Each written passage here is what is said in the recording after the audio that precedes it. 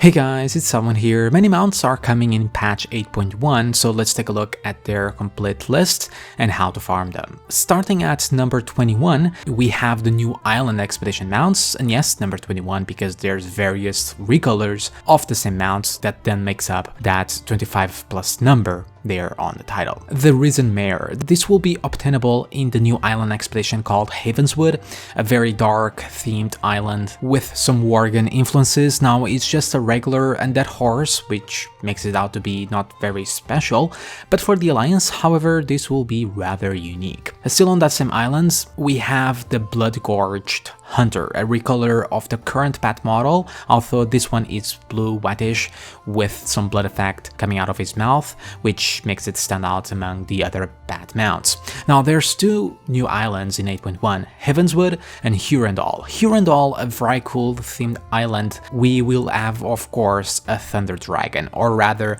Island Thunderscale. Once again, a recolor of that Valajar dragon from Legion. Really cool nevertheless, and with it there will be a recolored moose, the Stonehide Elderhorn. For number 17, we still on that island theme, but this time will be vendors, not random drops. These you can get with doubloons. We have a recolored water mount, the Saltwater Seahorse, and the Siltwing Albatross, costing 500 to 1000 doubloons respectively. This will take a while to acquire, so make sure to save up on them doubloons, especially for that Albatross, probably the most unique mount out of all the island content.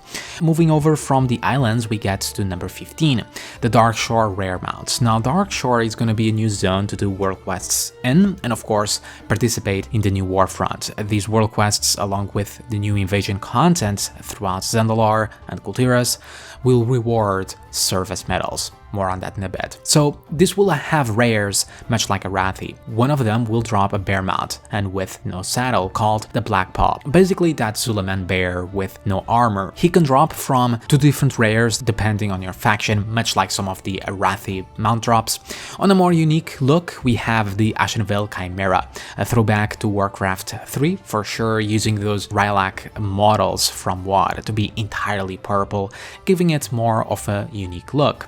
A Frightened Kodo, like that Risen Mare, a plain old mount that will be rather unique to the Alliance, and 3 Sabers, which in turn will be more unique to Horde players. These are using new models and new animations, so they aren't as plain as the other Night Sabers. Now, like I said, there will be a new currency, the service medals. These are acquired from, again, the Warfront world quests, granting 1 to 5 medals and that new invasion content, and possibly Warfront themselves. With them, you'll be able to get Crowlusks, themed around the Alliance and Horde, for 250 medals, but for 1000 medals, you'll be able to get a red bat for the Horde, yeah, whatever, just recolor, but a badass saber for the Alliance, which seemingly has gained some ethereal wings, enabling it to fly. Now these are long-term goals, as those 1000 medals will take a while to acquire. Long-term goals, I know, who knew we can have that in WoW nowadays.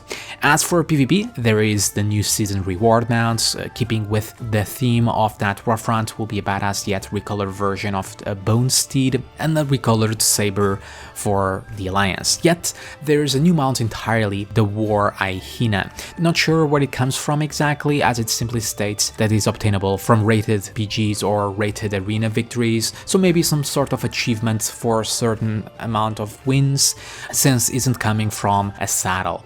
Going back to vendors, we still have a frog mount that will be obtainable with just gold. A bit steep at 333k, but come on, is a toad slash frog mount, what else could you ask for? There is 3 recolors of it, and you'll be able to buy them in Azmir from a vendor called Gotham, hidden away in a cave, as you can see here on the map. And finally, let's talk about the new raid, the Siege of Dazar Alor. A couple of new mounts here. For one, there is the Dazar Alor Wind River, a pterodax, pretty okay, nothing new at this point. But from Mechatork, there will be an awesome new mount drop called the Gmod, or GMOD. It's a golden tech machine with a shield and weapon. Yeah, but even better yet, the Glacial Tidestorm, a mythic only drop from Jaina, probably one of the most beautiful mounts in Battle for Azeroth so far. It is using the Shaman class mount model, so you will be able to fly with it, almost surfing on that ice cap at the top. I mean, it's just really gorgeous. The art team continues to put out amazing work. Now finally, the number one mount to come in patch 8.1 is the Hive Mind. Now the Hive Mind is a secret mount, so nobody really knows where it might come from, but even though it lost that Yoxeron graphics from way back when in BFA beta, it still is an amazing looking mount to get. Hopefully not just underwater like other similar mount models, but that can actually fly, one can hope. But yeah guys, that covers it. But there are two other things I want to mention. There is also the mechanical parrot mount, which seemingly has no sources currently, but considering its look and the Mechagon content coming in patch 8.2, it might potentially come from there or a new island expedition, or maybe some new vendor.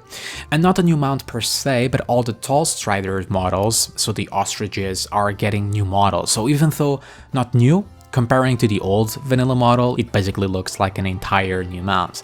So yeah guys, I for one cannot wait to get my hands on some of these, so do let me know your favorites, and as always, thank you for watching. Remember to like and subscribe to get more videos like this, and check out my Patreon if you wish to support the channel. Have a fantastic day everyone, and I'll see you all next time.